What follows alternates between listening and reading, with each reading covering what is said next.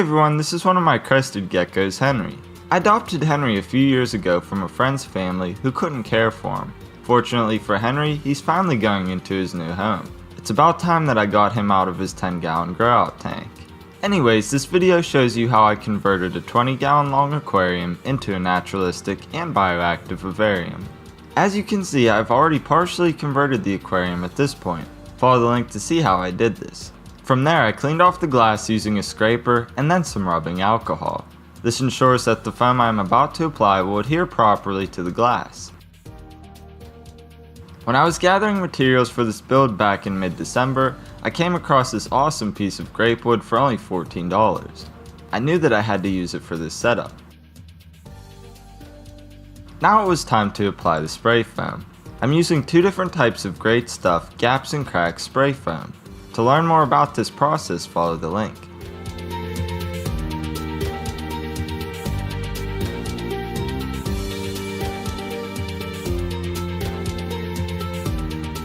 After getting a layer of foam down, I set the log in place. Then I added a little more foam and let it sit for about an hour.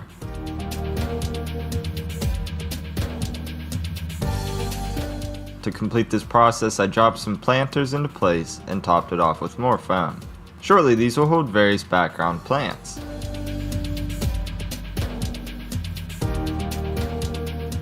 Then I let the foam cure overnight and carved it down using a scraper. I carved a lot of the foam because I wanted to retain as much space as possible. I also wanted to make sure that Henry could climb all around the log and hide behind it during the day. In case you didn't know, crested geckos are nocturnal, so Henry here spends all of his days sleeping.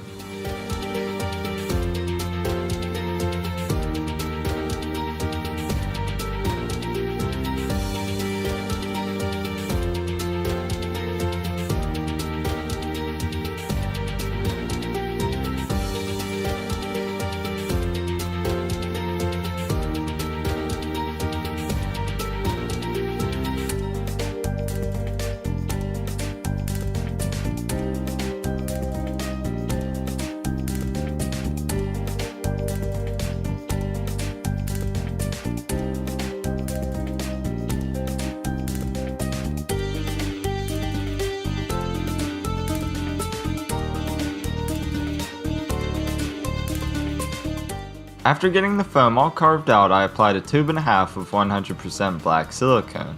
I then used a paintbrush to evenly distribute it onto the foam.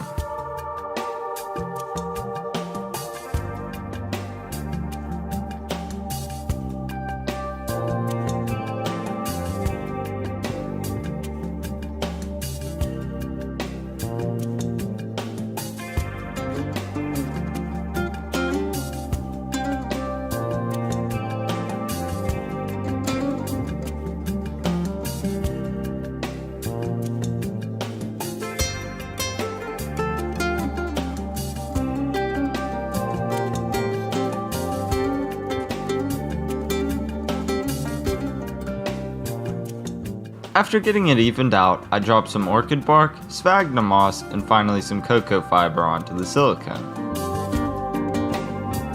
Finally, I lightly packed it and then let it cure for about 6 hours.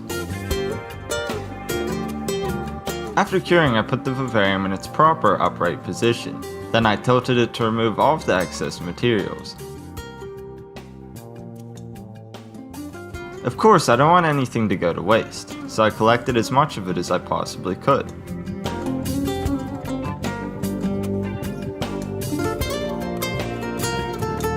Then I vacuumed out the rest.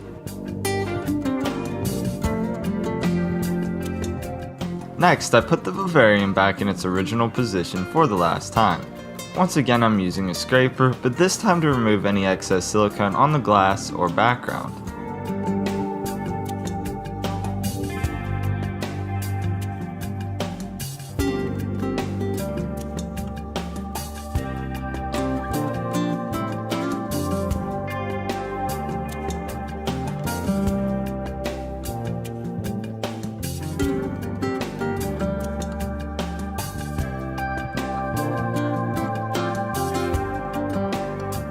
To complete the background, I drilled a hole into each planter like so.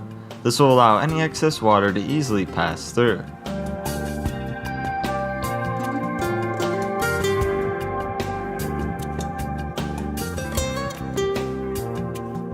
Now I'm going to add a drainable egg crate false bottom. I could have simply used some Hydro Balls or Leca, but this is my preferred method, especially when it comes to larger vivariums like my 125 gallon. Anyways, if you want to know more about this, follow the link. As you can see, I added more hardware onto the enclosure as well.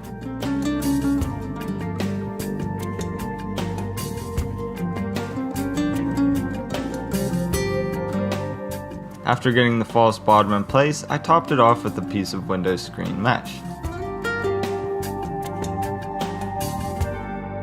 Then I placed a thin layer of a tropical substrate mix, which is more or less an ABG mix.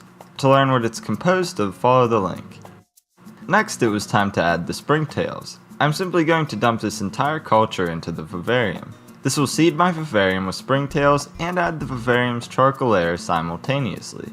I also have charcoal mixed into the substrate. These springtails will help keep Henry's enclosure clean by making it bioactive. For more about springtails, follow the link. Finally, I topped the vivarium off with more substrate.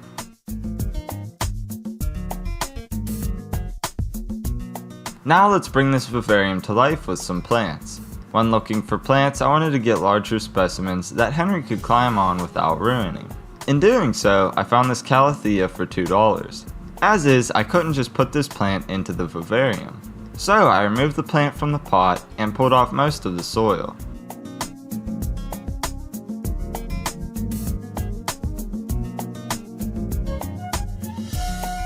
Then I separated it into about 10 manageable pieces.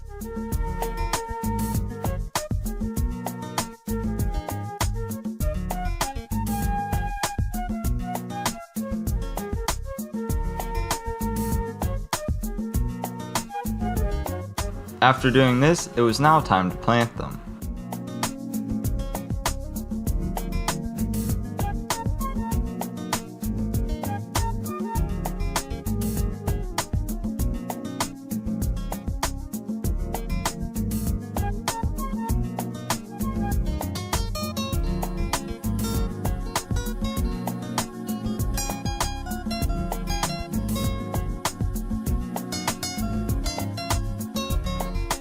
Once I was pleased with the placement of this Calathea, I added this Gecko to the background.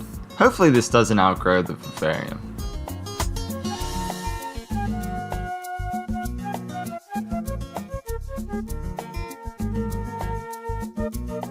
After getting the Gecko into the background, I added some neon pothos into the other planters. I have about 6 different variations of pothos, but I chose this one because it complements the yellow sections in the Calathea.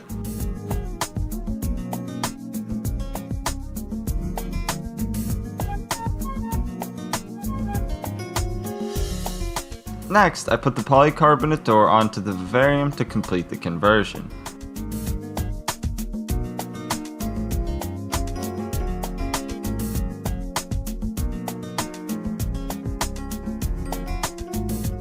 Then I gave it a good misting and peeled off the polycarbonate's protective plastic.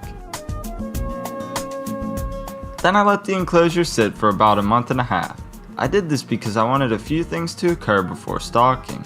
I wanted the springtails to reproduce and thrive.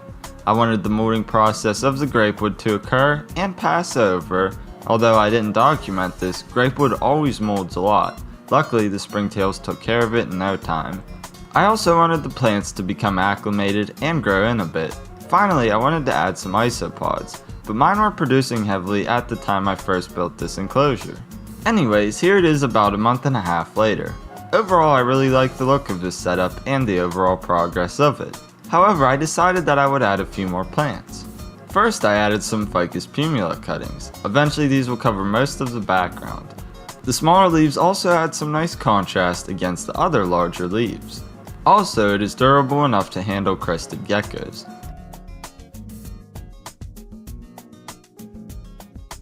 Finally, here are some cuttings of Wandering Jew. I really like this plant. It grows very fast and will add nice pops of color to further diversify this design.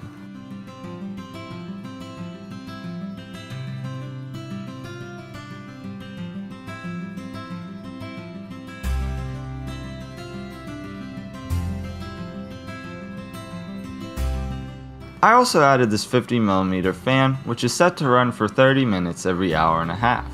This will passively circulate the air throughout the enclosure. For lighting, I'm using a 60-watt LED equivalent light bulb. It only actually uses 9.5 watts. It is producing 840 lumens at 5000 Kelvin. Since crested geckos are nocturnal, full spectrum lighting is not required. This lighting solution only costs around $10 and does a great job growing plants. I have this light set to an 11 on and 13 off cycle.